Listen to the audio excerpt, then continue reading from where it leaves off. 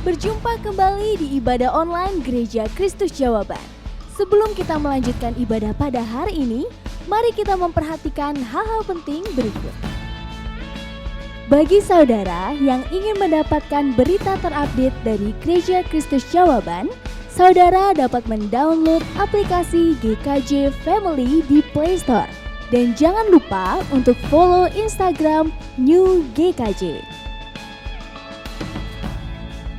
Gereja secara operasional harus tetap berjalan sekalipun di masa yang sulit ini.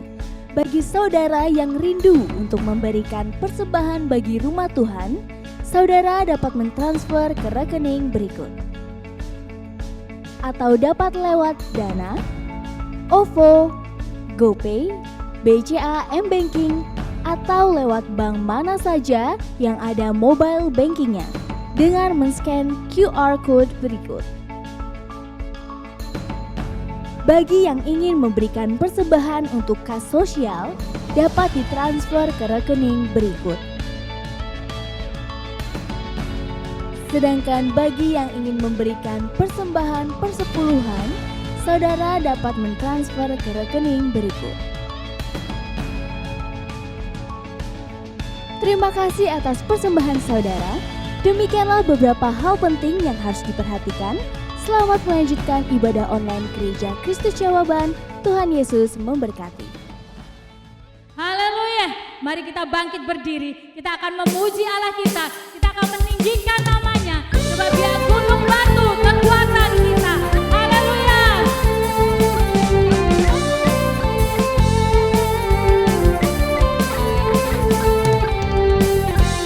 Yesus kau kekuatan di hidupku, takkan gentar langkahku. Kau angkat tanganku di saat ku jatuh.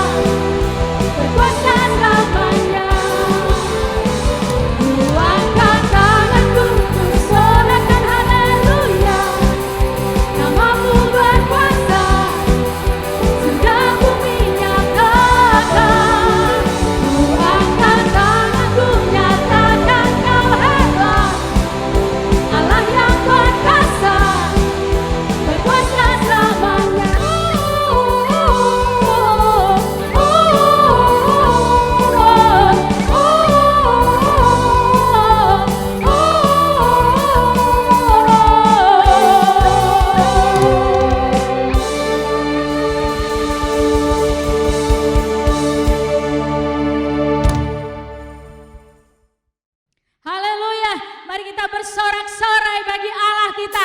Dia yang membuat kita lebih daripada pemenang. Haleluya.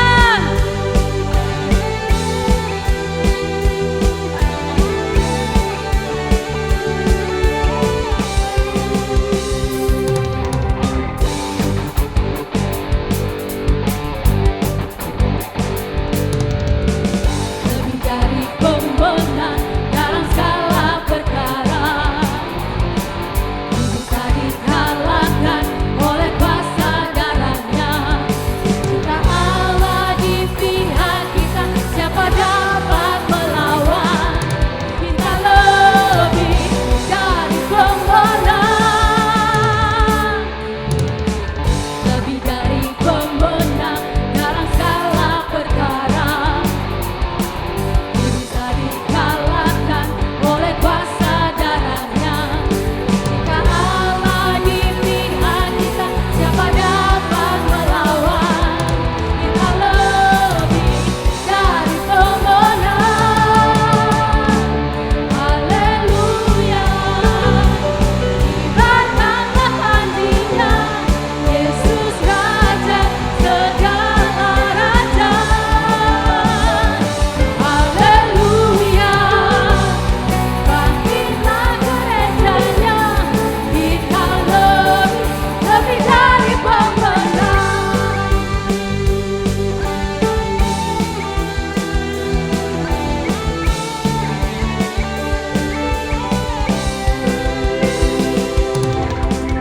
Lebih dari pemenang dalam segala perkara, bisa dikalahkan oleh kuasa darahnya.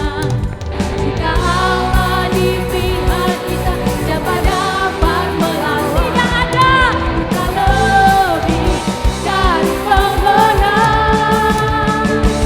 Haleluya. Kibarkanlah panjinya, Yesus Raja segala raja. Haleluya. Bangkitlah gerejanya, kita lebih dari pemenang.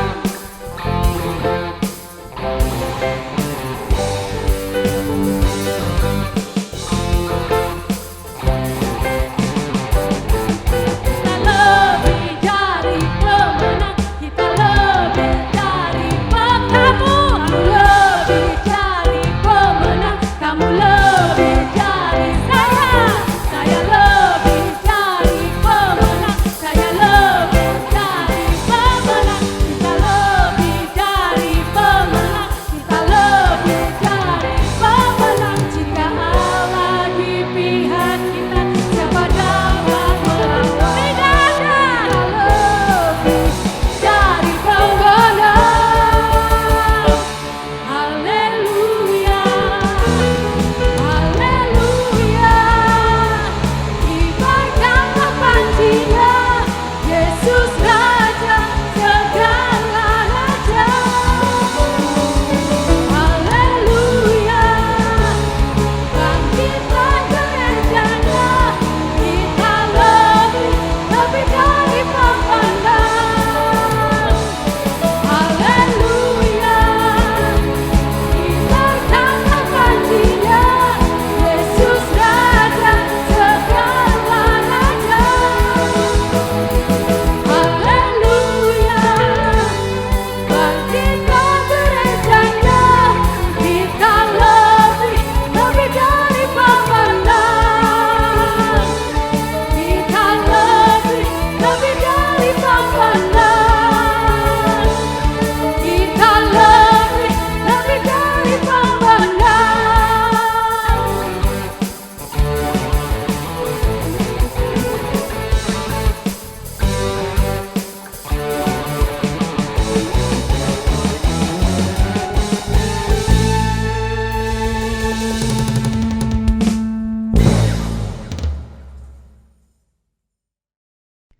Mari kita berdoa. Terima kasih Bapa, Engkau Allah Bapa kami yang hebat, Engkau Allah Bapa kami yang besar dan dahsyat. Terima kasih Tuhan, sebentar lagi kami mau mendengar firman-Mu. Biarlah firman-Mu boleh ada di dalam hati kami, tertanam kuat, berakar kuat, dan boleh bertumbuh untuk kemuliaan nama Tuhan. Dan firman-Mu yang membawa kami kepada kemenangan demi kemenangan. Terima kasih Bapa, hamba menyerahkan hamba-Mu yang akan menyampaikan firman Tuhan. Tuhan yang akan urapi, Tuhan yang akan tambahkan kekuatan dan hikmat. Terima kasih Bapa, segala kuasa kegelapan, roh iblis, roh asing apapun yang hendak mengganggu. Kami punya Allah yang besar, dengan iman kami katakan bersama, di dalam nama Tuhan Yesus Kristus, kuasa iblis ikat, patahkan, hancur, syir keluar. Kami hanya mengundang kuasa Roh Kudus-Mu untuk hadir di tengah-tengah kami, berdaulat sepenuhnya. Terima kasih Bapa, terpujilah nama-Mu. Di dalam nama Tuhan Yesus Kristus kami berdoa dan mengucap syukur. Haleluya. Amin. Shalom, berjumpa kembali di tahun yang baru. Bagaimana kabar saudara dalam minggu ini? Jika saudara dalam keadaan tubuh yang sehat, ayo acungkan kedua jempol saudara di depan layar HP, layar laptop atau layar televisi dan serukan haleluya. Puji nama Tuhan. Saudara-saudara, sebelum saya mulai khotbah, tadi pagi saya mendapatkan artikel dari seorang rekan, mantan anggota kami. Dia adalah seorang kolonel dan sekarang berada di Bandung. Akan saya bacakan buat saudara. Karl Landsteiner adalah seorang ilmuwan dari Austria yang menemukan golongan darah A, B, AB, dan O. Selain itu, ia juga menemukan resus darah atau RH, yaitu antigen yang terdapat pada permukaan sel darah merah. Resus ini terdiri dari resus positif dan negatif. Orang yang memiliki resus positif tidak boleh menerima transfusi darah dari resus negatif. Berkat penemuannya, kini orang dapat melakukan transfusi darah yang cocok dengan darah si penerima. Penemuannya ini menyelamatkan banyak orang dari transfusi darah yang sembarangan, yang bisa memperparah kondisi si penerima. Karl kini diingat sebagai seorang ilmuwan yang bukan saja pintar, tetapi juga berguna penemuannya bagi seluruh umat manusia. Tahukah saudara bahwa sejak detik pertama seorang manusia lahir ke dalam dunia ini, ia diberi hak untuk membuat cerita tentang kehidupannya sendiri. Masing-masing kita telah diberikan pena untuk mengisi secara bebas setiap lembaran kertas dalam buku kehidupan. Terlepas dari kebebasan yang kita miliki untuk menuliskan akan seperti apa kehidupan kita, kita juga harus tetap memikirkan suatu catatan kehidupan yang tidak hanya berguna saat ini, tetapi juga bagi generasi yang akan datang. Dapat kita saksikan sendiri betapa banyak orang yang menyia-nyiakan hidup mereka untuk hal-hal yang tidak berguna. Ada pepatah yang mengatakan lebih baik menjadi seorang yang sederhana dan berguna daripada orang yang kaya tetapi tidak ada artinya. Hidup ini bukan hanya sekedar untuk hidup. Tuhan tidak menciptakan saudara untuk menjadi manusia yang hidup seperti rumput yang tumbuh dan kemudian mati begitu saja, tetapi sebagai rumput yang mewarnai dan membahagiakan orang lain. Hidup yang diberikan oleh Tuhan kepada saudara adalah suatu kehidupan yang berharga. Jadi jika saudara sudah berharga bagi Tuhan, maka sudah seharusnya saudara memaksimalkan kehidupan saudara.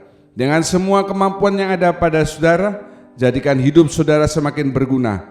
Saat ini saudara mungkin tidak harus menjadi seorang penemu yang hebat dan terkenal seperti Karl, tetapi dengan menjadi berguna bagi sesama, itu artinya saudara sudah menuliskan hidup saudara sebagai hidup yang memberi arti. Ini artikel yang bagus. Haleluya, puji nama Tuhan. Di awal tahun ini kita akan melanjutkan seri khotbah tentang konflik dan sekarang masuk dalam bagian yang ke-12. Sekaligus saya menyambut bagi saudara-saudara yang baru pertama kali melihat tayangan online kami, baik melalui YouTube channel GKJ Family atau melalui tayangan televisi First Media. Tuhan Yesus memberkati saudara. Saudara-saudara, puji syukur karena sekarang TV kabel First Media sudah masuk di Pulau Bali, sehingga saudara-saudara yang di Pulau Bali bisa berlangganan untuk melihat tayangan kami, yaitu setiap hari Minggu pukul 8 pagi. Tuhan Yesus memberkati. Tujuan penting dalam memeriksa firman Tuhan ini adalah, perhatikan ya, supaya saudara punya hati yang takut akan Tuhan. Itu diambil dari Mazmur 86 ayat 11. Tunjukkanlah atau ajarkanlah kepadaku jalan-Mu ya Tuhan, supaya aku hidup menurut kebenaran-Mu. Bulatkanlah hatiku untuk takut akan nama-Mu. Jadi semakin kita mendengarkan firman Tuhan, memeriksa firman Tuhan, itu supaya dalam hati kita timbul rasa takut akan Tuhan. Di mana rasa takut akan Tuhan ini akan mendatangkan hikmat yang dari atas, dari Bapa di surga. Dan hikmat itu yang kita butuhkan untuk mengarungi kehidupan, khususnya pada saat-saat seperti sekarang ini. Saudara-saudara yang kekasih, polarisasi manusia yang berbuat benar atau berbuat jahat atau berbuat dosa, ya, itu makin lama makin kelihatan. Jadi kalau orang makin jahat, itu akan terus makin jahat. Tetapi kalau orang mau hidupnya benar dan dia memacu dirinya ke arah sana, maka pelan tapi pasti hidupnya makin benar di hadapan Bapa di surga. Bagian yang ke B, polarisasi itu terjadi karena banyak anak Tuhan yang semakin tidak taat. Ngakunya anak Tuhan, memanggil dia Bapa, ya, mungkin dia berdoa, membaca Alkitab, ke gereja, pelayanan, tetapi dia tidak menjadi anak Tuhan yang melakukan sesuai dengan apa yang dikatakan oleh firman Tuhan. Itu makin lama makin banyak, khususnya menjelang kedatangan Tuhan yang kedua kalinya.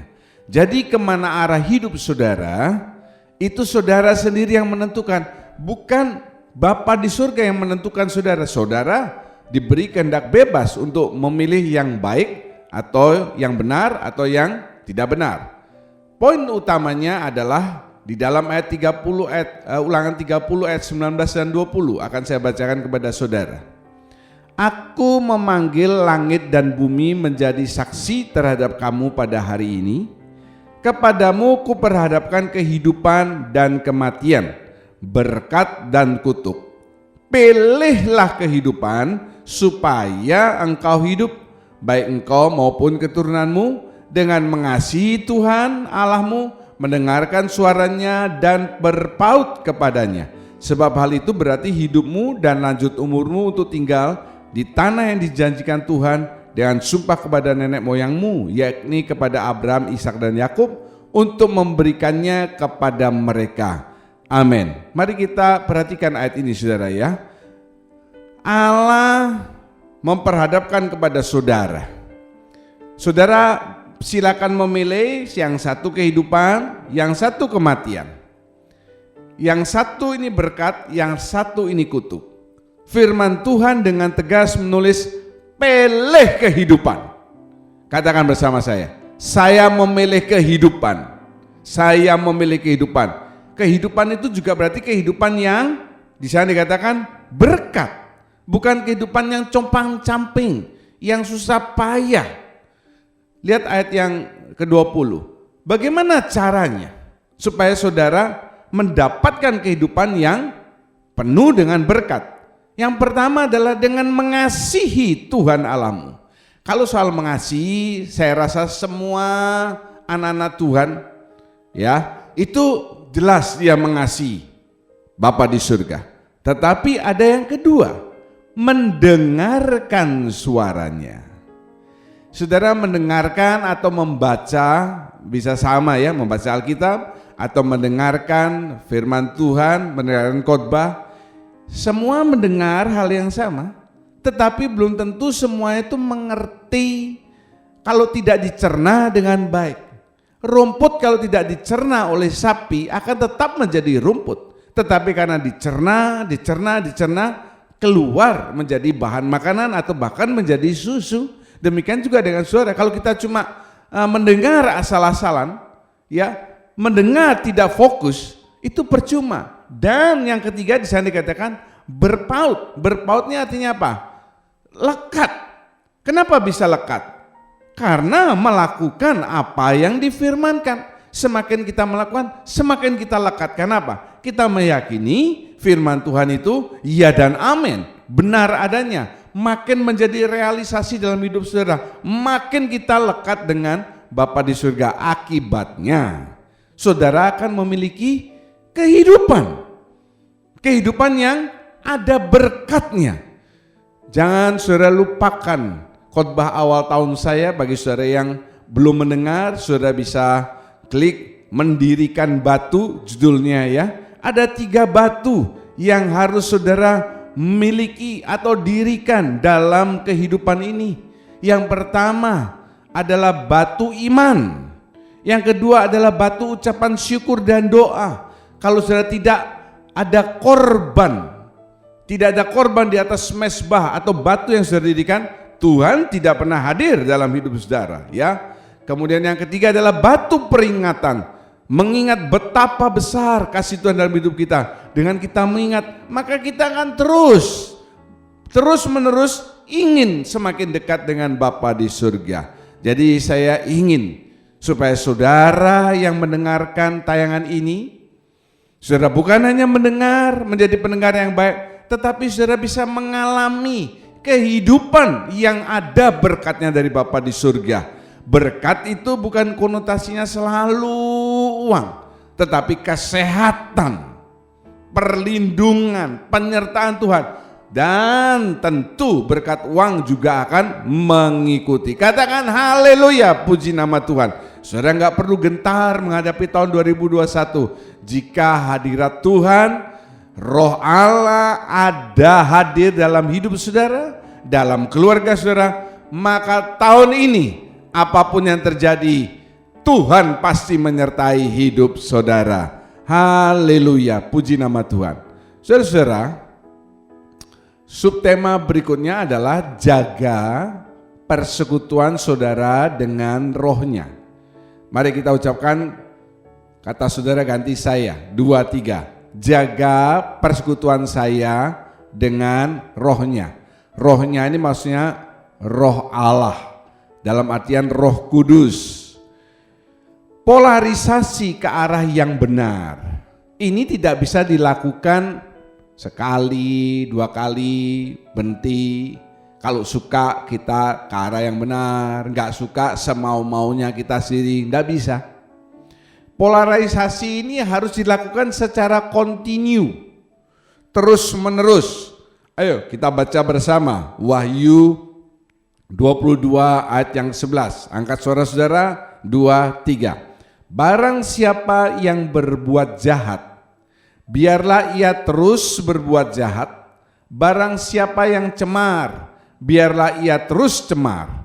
Dan barang siapa yang benar, biarlah ia terus berbuat kebenaran. Barang siapa yang kudus, biarlah ia terus menguduskan dirinya. Amin, puji nama Tuhan. Sebelum saya melanjutkan khotbah ini saudara ya, bicara soal saudara disuruh memilih, diberi kehendak bebas untuk memilih kehidupan atau kematian, berkat atau kutuk.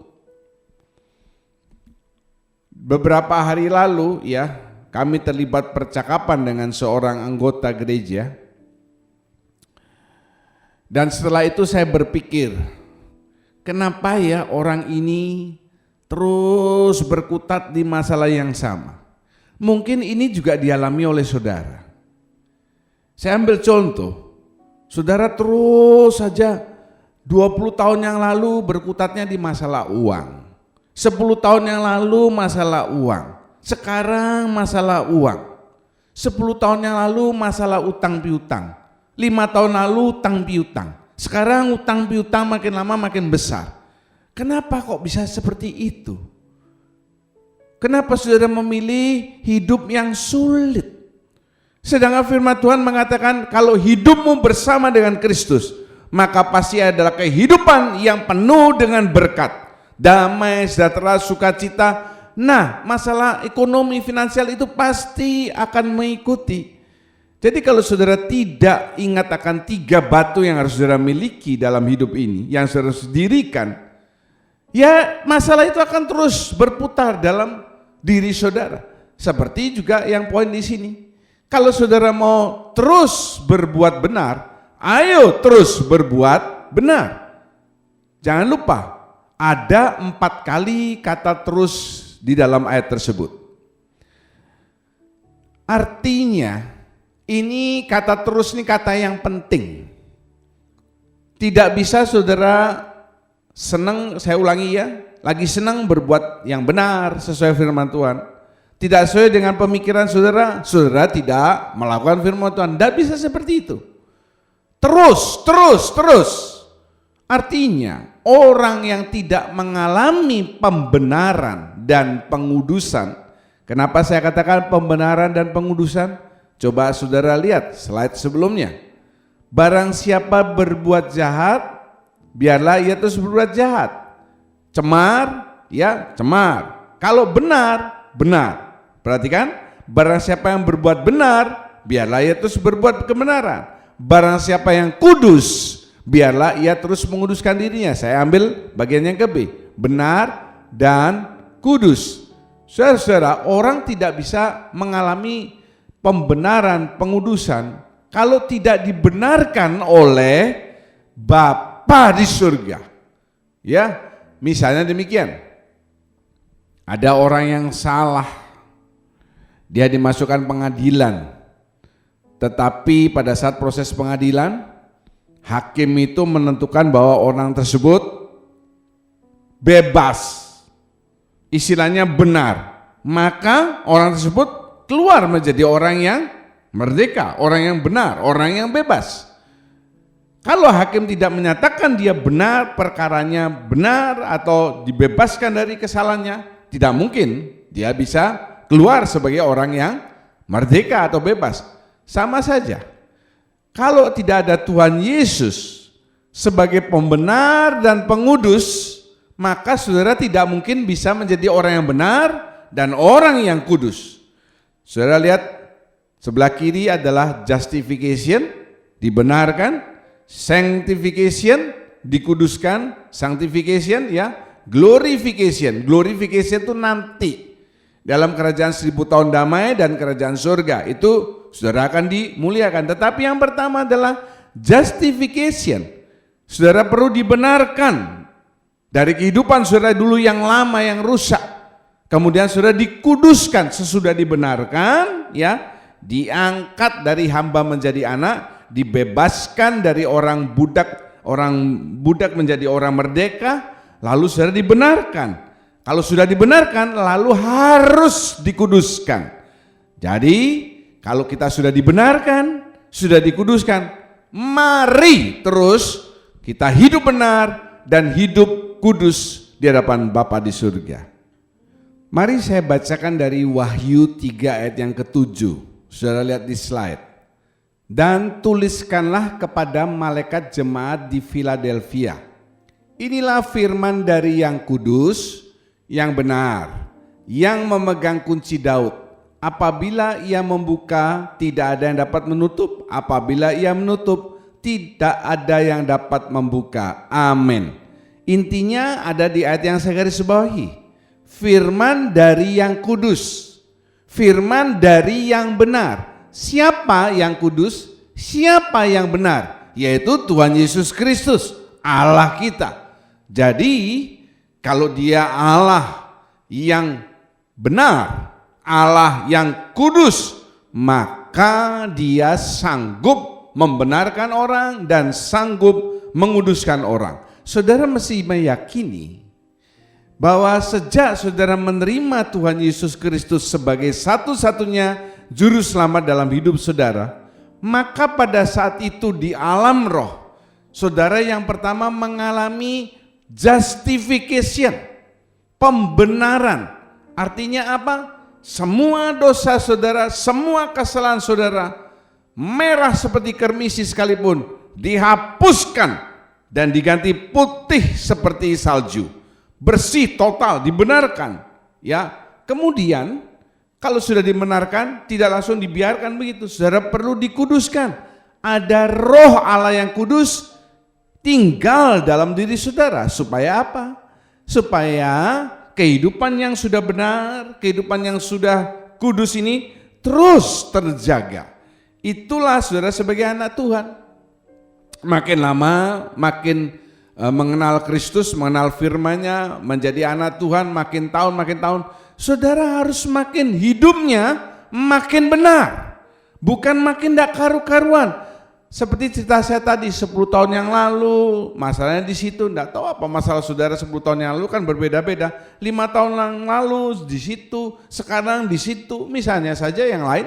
10 tahun yang lalu bingung kontrakan, pindah sini. 5 tahun yang lalu juga begitu, sekarang malah diusir atau keluar dari kontrakan sebelum waktunya supaya nggak ditagih uang bulanan kontrakan atau uang kosnya. Itu namanya saudara, mempersulit diri sendiri.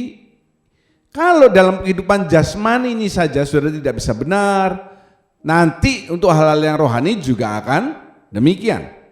Nah saudara-saudara, adalah tugas saudara sendiri.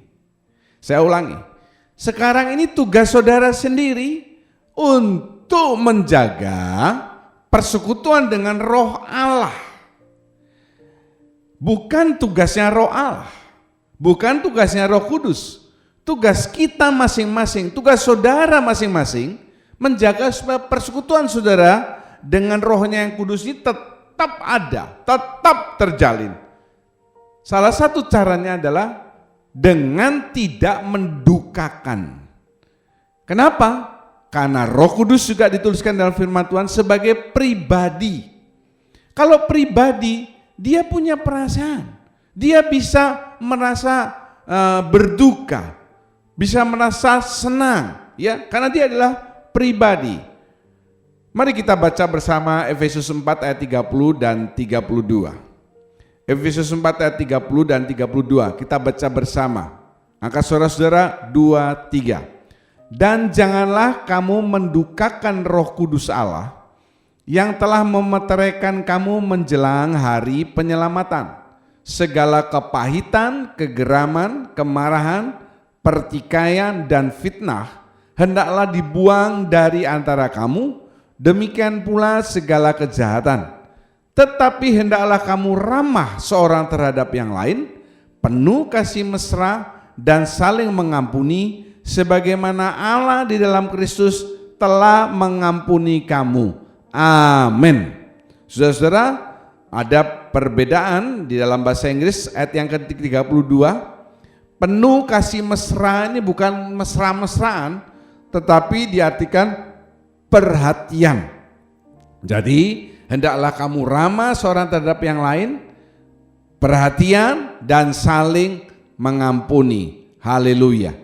Mari kita periksa dari ayat ini secara baik-baik. Jangan kamu mendukakan Roh Kudus Allah. Jelas ya? Jangan mendukakan Roh Kudus Allah. Sekarang kita berpikir, Pak, kalau mendukakan Roh Kudus itu gimana caranya? Firman Tuhan selalu menjawab pertanyaan-pertanyaan itu. Yang pertama adalah, coba saudara lihat, kepahitan. Kalau saudara punya kepahitan, itu mendukakan Roh Kudus Allah. Kemudian kegeraman, kemarahan, pertikaian, dan fitnah. Kalau saudara ada 5 hal itu, maka itu mendukakan Roh Allah. Kalau Roh Allah yang ada dalam diri saudara ini didukakan, dia bisa pergi. Ya, dia bisa pergi. Jangan lupa, Roh Allah yang ada dalam diri Saul itu dituliskan pergi dari hidupnya. Jadi dia bisa ada, dia bisa pergi. Poinnya di sini adalah kata kepahitan. Karena itu lihat lagi ayat sebelumnya, segala kepahitan ditulis lebih dahulu. Perhatikan hal ini saudara ya. Kata kepahitan ini berasal dari kata Yunani pikria. Pikria ini mempunyai arti kata dongkol, mendongkol ya. Kemudian sengit. Nah ini agak aneh, yang satu dongkol, yang satu sengit. Khususnya dituliskan beracun. Wah, sudah sengit beracun pula. Ya, Dan ini dari kata dasar pikros. Pikros itu artinya tajam menusuk. Kalau saudara ini simpan kepahitan, coba kita lihat ya, arti kata dari bahasa asli, simpan dongkol. Ya, dongkol disimpan. Kemudian sengit khususnya beracun, ini akan mengeluarkan racun. Racun itu lalu membuat orang lain menjadi marah, geram, bertikai, dan menimbulkan fitnah. Jadi memang pas. Kalau saudara perhatikan ayat itu mengatakan segala kepahitan ya, kalau saudara ada kepahitan nanti akan menyebabkan orang lain menjadi geram, marah, bertikai, dan fitnah, menimbulkan fitnah. Jadi poin utamanya dalam ayat ini adalah kepahitan itu unsur utama untuk mendukakan Roh Kudus Allah. Kalau saudara punya pahit hati dalam diri saudara, itu berarti saudara mendukakan Roh Kudus. Saudara simpan saja terus pahit hati itu, nanti saudara tidak sadar bahwa Roh Kudus sudah tidak ada lagi dalam hidup saudara. Saudara bisa saja membaca Alkitab, tidak ada masalah, nggak ada yang melarang. Saudara ke gereja juga tidak ada yang melarang ke gereja kan. Saudara pelayanan, berdoa dan sebagainya, dan bahkan saudara doa itu berbahasa roh. Tetapi sebenarnya di dalam ini sudah tidak ada Roh Kudus. Loh Pak, kalau orang tidak ada Roh Kudusnya kok dia bisa berbahasa roh? Saya beberapa kali berkata dalam khotbah saya, kalau sudah menjadi rutinitas, itu sudah bisa ngomong berbahasa roh tanpa ada kontak dengan roh Tuhan. Artinya apa? Ya saudara mungkin berbahasa roh, tetapi itu rutinitas saja. Saudara tidak ada kontak, tidak ada perasaan apa, tidak ada menangis, tidak ada perasaan sukacita, tidak menimbulkan efek apa-apa dalam hidup saudara. Ini yang bahaya. Ini yang bahaya. Banyak orang Kristen, banyak anak Tuhan yang tidak menyadari bahwa roh Tuhan itu sudah pergi dari hidupnya. Kenapa? Karena dia simpan kepahitan. Jadi jika saudara ini suka nyimpan kepahitan hati, ini bukan hanya berdampak negatif buat diri saudara. Kalau hanya berdampak buat diri saudara, ya sudah, orang saudara yang pahit hati sendiri ya tanggung akibatnya kan begitu. Tetapi masalahnya kepahitan hati itu nanti mengeluarkan racun. Dan itu bisa membuat orang lain yang tadinya tidak mengerti apa-apa kena racun itu, dia bisa marah orang lainnya, bisa geram, bisa bertikai, dan yang paling banyak ini adalah menimbulkan fitnah. Saya punya banyak kasus cerita mengenai hal ini saudara ya. Yang pertama, saudara jangan lupa ingat cerita saya beberapa waktu lalu, seorang ibu yang ditelepon dibilang suaminya kecelakaan, padahal suaminya itu sedang ngajar drum ya, kecelakaan di RSUP, harus transfer uang sekian puluh juta, dia transfer, ternyata tidak lama suaminya pulang dalam keadaan sehat walafiat. Suaminya tidak ngerti apa-apa, dia terkejut, lihat istrinya terkejut, lihat dia, istrinya terkejut, dia juga terkejut ya. Dan istrinya ini pahit hati, dan 3-4 bulan kemudian istrinya meninggal karena pahit hati. Saya juga ada cerita yang lain saudara ya.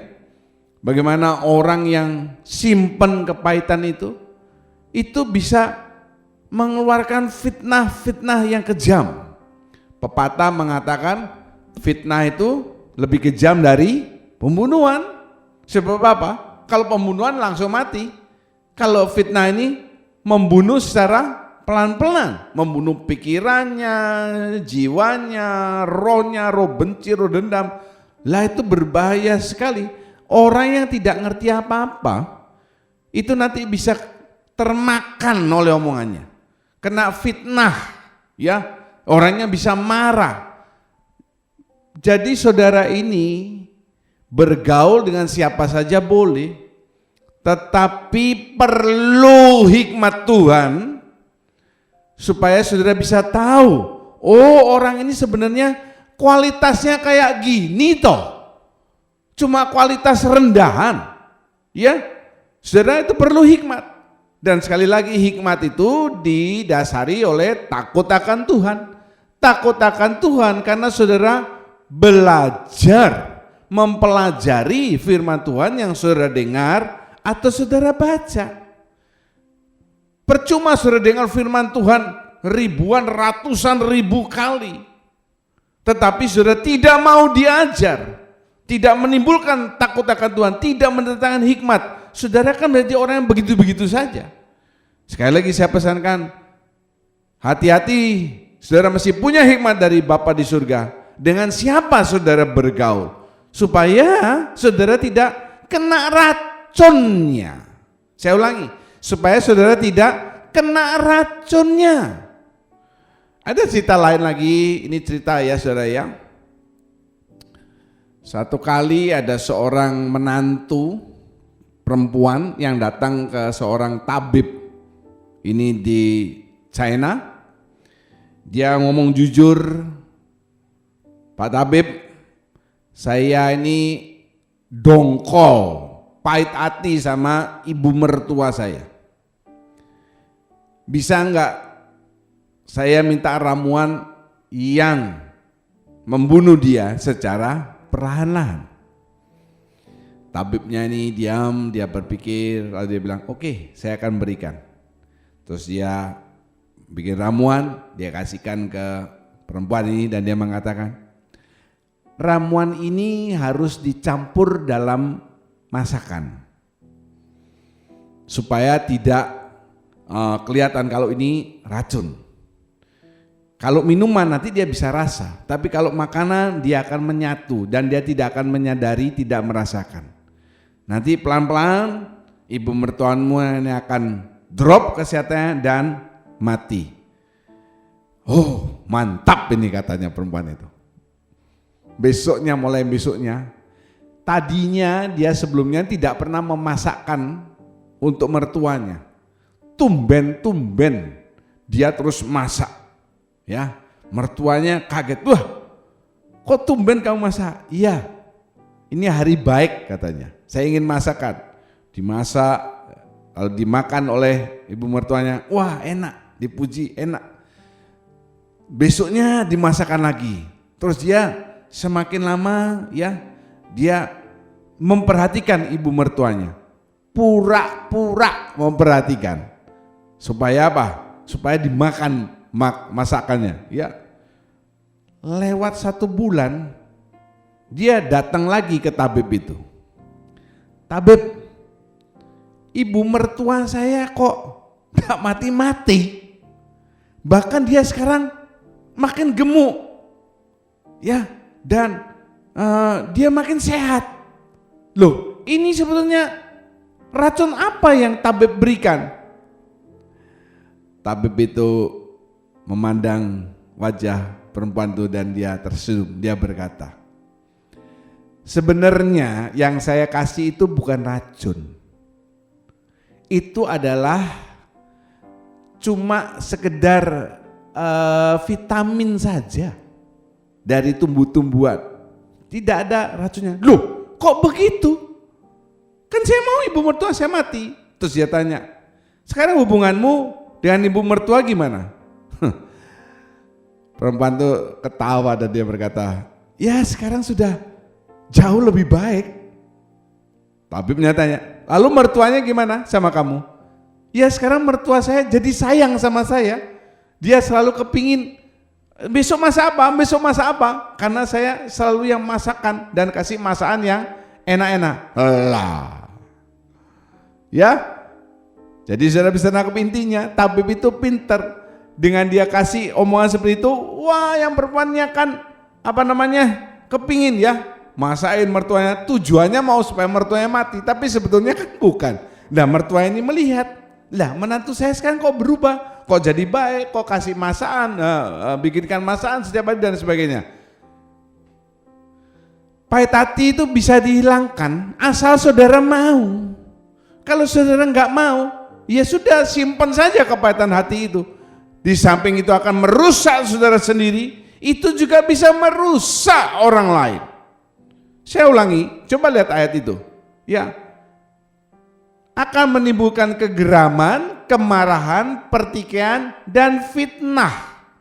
Hal-hal itu saudara-saudara yang mendukakan Roh Kudus Allah yang ada dalam diri saudara. Jangan lupa ya, saudara mungkin baca Alkitab setiap hari, saudara dengar firman, saudara ikuti ibadah online, saudara nanti datang gereja pada saat gereja sudah dibuka, saudara pelayanan, saudara berdoa dalam bahasa roh. Tetapi saudara tidak sadar bahwa sebetulnya Roh Kudus dalam diri saudara ini sudah pergi. Kenapa dia pergi? Why? Karena dia didukakan oleh saudara. Didukakan oleh tingkah laku saudara, yaitu saudara simpan kepahitan. Haleluya, puji nama Tuhan. Berikutnya saudara ya, coba kita baca bersama Ibrani 12 ayat 15. 2, 3. Jagalah supaya jangan ada seorang pun menjauhkan diri dari kasih karunia Allah, agar jangan tumbuh akar yang pahit, yang menimbulkan kerusuhan dan yang mencemarkan banyak orang. Amin. Jelas sekali kata-kata di ayat firman Tuhan ini. Caranya jangan saudara menjauhkan diri dari kasih karunia Allah. Dengan saudara terus mengingat kasih Allah dalam hidup saudara. Ingat batu yang ketiga yang harus saudara miliki atau saudara dirikan, batu peringatan. Ya, mengingat kasih Tuhan, mengingat pertolongan penyertaan Tuhan. Itu membuat kita terus dekat dengan Tuhan. Soalnya kalau saudara tumbuh akar pahit, itu akan menimbulkan kerusuhan dan mencemarkan banyak orang. Jadi orang-orang yang tidak ngerti apa-apa nih akan tercemar akibat dosa saudara, ulah saudara, kepahitan hati saudara. Jadi kesimpulannya, kalau saudara punya akar pahit dalam hidup saudara, cuma satu kata, bahaya. Haleluya, puji nama Tuhan. Subtema berikutnya adalah polarisasi pengikut kebenaran. Saya ulangi, polarisasi pengikut kebenaran. Coba kita perhatikan ayat 1 Yohanes 2 ayat 18. Sudah lihat di slide, saya bacakan. Anak-anakku, waktu ini adalah waktu yang terakhir. Dan seperti yang telah kamu dengar, seorang antikristus akan datang. Sekarang telah bangkit banyak antikristus. Itulah tandanya bahwa waktu ini benar-benar adalah waktu yang terakhir. Amin. Akan saya terangkan dari ayat ini ada dua hal. Yang pertama adalah, saya lihat, anak-anakku, waktu ini adalah waktu yang terakhir. Bagian yang K adalah, waktu ini adalah waktu yang terakhir. Begini saudara, istilah Alkitab zaman akhir ya, atau waktu yang terakhir itu adalah zaman Allah Roh Kudus, atau juga disebut sebagai zaman gereja. Zaman akhir itu bicara soal zaman Allah Roh Kudus, zaman gereja. Jadi saudara jangan berpikir waktu terakhir itu sekarang. Oh, ini sudah mepet dengan waktu terakhir saudara. Karena apa? Istilah Alkitab, zaman akhir, waktu yang terakhir itu start dari zaman Allah Roh Kudus atau zaman gereja. Kita baca dulu Ibrani 1 ayat 1 dan 2. Ibrani 1 ayat 1 dan 2. Mari kita baca bergantian. Yang atas kaum pria. 2, 3. Setelah pada zaman dahulu Allah berulang kali dalam pelbagai cara berbicara kepada nenek moyang kita dengan perantaraan nabi-nabi, kaum wanita, maka pada zaman akhir ini Ia telah berbicara kepada kita dengan perantaraan anaknya yang telah Ia tetapkan sebagai yang berhak menerima segala yang ada. Oleh Dia Allah telah menjadikan alam semesta. Amin. Coba saya lihat di sana ayat 1. Ibrani 1 ayat 1. Setelah pada zaman dahulu. Zaman dahulu ini Allah berulang kali dalam berbagai macam cara berbicara kepada nenek moyang kita melalui siapa? Nabi-nabi. Lihat ayat yang kedua, maka pada zaman akhir ini Ia telah berbicara kepada kita dengan perantaraan anaknya atau dengan perantaraan Yesus. Untuk memperjelas ini, coba kita lihat gambar ini. 2000 tahun yang pertama itu zaman Allah Bapa. Dimulai dari zaman penciptaan. Ya, itu zaman Allah Bapa, zaman penciptaan, terus berjalan. Kemudian zaman Allah Anak ini dimulai dari sejak Kejadian pasal 12, yaitu Allah memanggil Abraham. Kemudian 2000 tahun yang ketiga itu adalah zaman Allah Roh Kudus. Perhatikan, 2000 tambah 2000 tambah 2000, 6000. Satu hari sama dengan 1000 tahun di hadapan Bapa di surga. 6 hari penciptaan berarti 6000 tahun. 2000, 2000, ya. Lalu ada buah sulung gereja itu nanti, lalu masa antikris yang sudah pernah saya jelaskan, lalu masuk hari yang ke-7 atau tahun yang ke-7000, yaitu zaman kerajaan 1000 tahun damai. Nah saudara, 2000 tahun yang pertama nih zaman Allah Bapa ini konotasinya kepada, sudah lihat ayat ini, Allah berulang kali dalam berbagai cara bicara kepada nenek moyang kita. Ya, itu zaman dulu. Tetapi bicara soal zaman akhir, coba saudara lihat ayat yang kedua.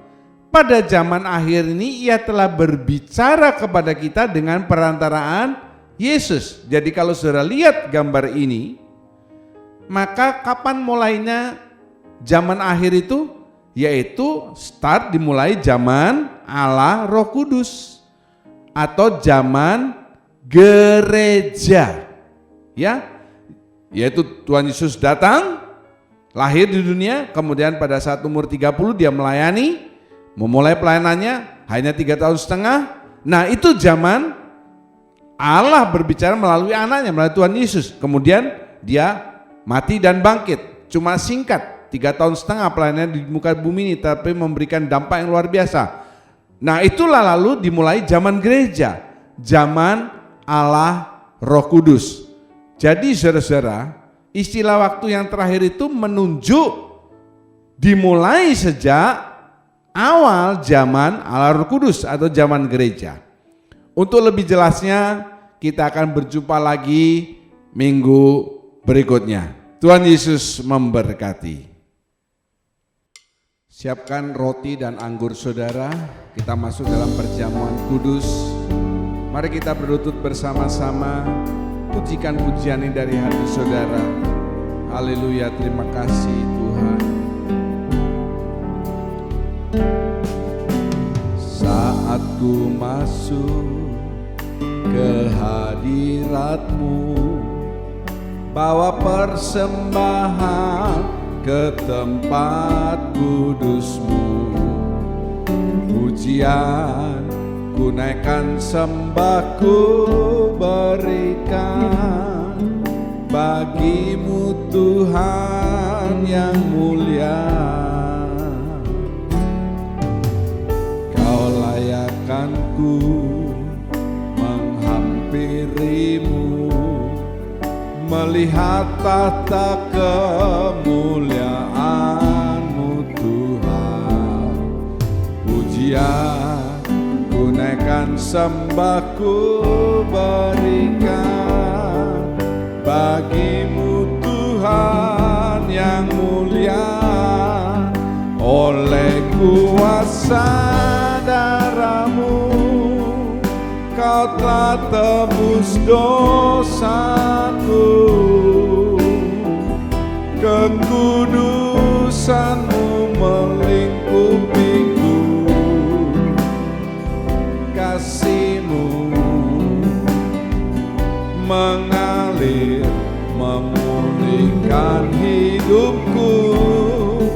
Sungguh besar anugerah-Mu, Kau selamatkan hidupku.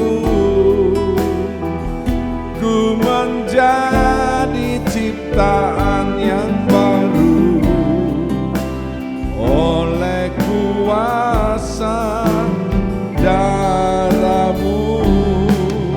Oleh kuasa darah-Mu Kau telah tebus dosaku, kekudusan-Mu melingkupiku, kasih-Mu mengalir memulihkan hidupku. Sungguh besar anugerah-Mu, Kau selamatkan hidupku. Ku menjadi ciptaan yang baru oleh kuasa. Angkat kedua tangan saudara. Sungguh besar, sungguh besar anugerah-Mu, Kau selamatkan hidupku. Ku menjadi ciptaan yang baru oleh kuasa darah-Mu. Ku menjadi ciptaan yang baru oleh kuasa darah-Mu. Sembah Tuhan,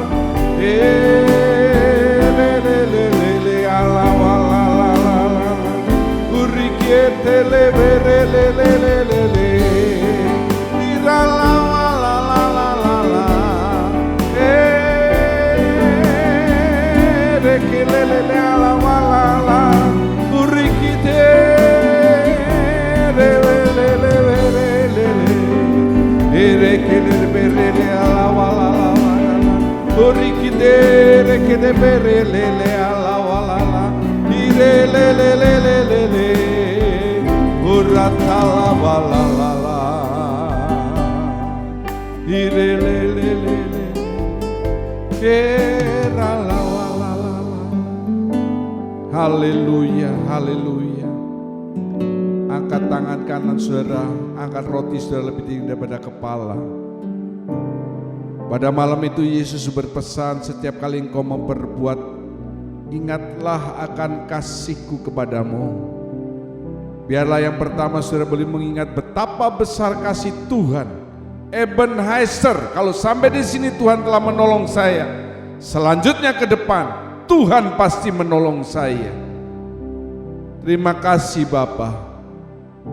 Bukankah roti yang kita angkat, kita mintakan berkat pada saat ini adalah persekutuan dengan tubuh Kristus.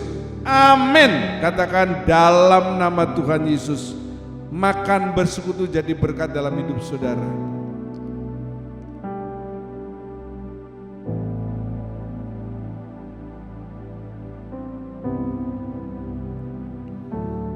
Mari kita mengangkat cawan berisi anggur dengan tangan kanan lebih tinggi daripada kepala. Ambil setiap tetesan darah Kristus. Engkau yang membutuhkan Tetesan darah Kristus, darah anak domba yang tidak bercacat dan tidak bernoda, sanggup menyembuhkan segala sakit penyakitmu, menyelesaikan segala masalahmu, dan memberikan tanda keselamatan dalam hidupmu. Terima kasih Bapa. Bukan kacauan berisi anggur yang kita angkat dan mintakan berkat, adalah persekutuan dengan darah Kristus. Amin. Katakan dalam nama Tuhan Yesus Kristus. Minum jadi berkat dalam hidup saudara. Mari kita mengangkat kedua tangan, ucapkan syukur kepada Bapa di surga. Terima kasih Bapa untuk pengorbananmu, untuk kasih setiamu, untuk perlindungan, penjagaan, kesehatan, untuk semua yang boleh kami miliki. Terima kasih, sungguh Engkau Allah yang luar biasa dalam hidup kami. Engkau tidak meninggalkan hidup anak-anakmu yang hidupnya benar di hadapan Tuhan. Terima kasih Bapa. Tanamkan firman ini dalam hati kami. Kalau kami memiliki kehidupan, berarti kami mengasihi Engkau, mendengarkan firman-Mu, mencerna dan melakukan, supaya tidak timbul akar pahit dalam hidup kami yang bisa mencemarkan banyak orang dan membuat kerusuhan. Biarlah kami senantiasa punya persekutuan yang erat dengan Bapa di surga melalui Roh-Nya yang kudus. Biarlah Roh Allah itu tetap ada dalam hidup kami masing-masing. Terima kasih Bapa, terima kasih. Mari angkat kedua tangan saudara, angkat wajah saudara. Hamba-Mu percaya pada saat ini tingkap-tingkap surga terbuka. Engkau sedang memandang kami dengan wajah kasih-Mu, untuk mencurahkan berkat-berkat yang kami butuhkan dalam setiap aspek kehidupan kami. Lindungi anak-anak-Mu, jauhkan dari segala mara bahaya, malapetaka. Damai Allah, kasih Allah melimpah dalam hidup mereka. Engkau memberkati Bapa, tangan-tangan yang akan memberikan persembahan untuk pelayanan pekerjaan Tuhan. Mereka yang terlibat di dalam pelayanan ibadah online ini, Tuhan Yesus memberkati hidup mereka. Setiap tangan yang memberikan persembahan kudus sebagai tanda ketaatan mereka terhadap perkara firman Tuhan yang paling sederhana. Sebaliknya janji-janji Allah yang luar biasa akan terrealisasi dalam kehidupan mereka. Dan setiap janji Tuhan itu ya dan amin. Hiduplah berkreasi dan berguna bagi sekelilingmu, karena Bapa menjaga menyertai kehidupanmu. Segala puji syukur, hormat, kemuliaan dan kuasa kami tujukan kembalikan dalam namanya Tuhan Yesus Kristus kami berdoa dan mengucap syukur. Semua orang mengasihi Tuhan mengakhiri dengan amin.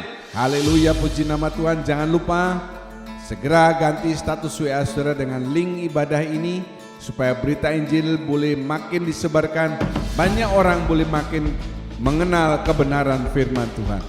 Terima kasih, sampai berjumpa dalam tayangan kami berikutnya. Tuhan Yesus memberkati.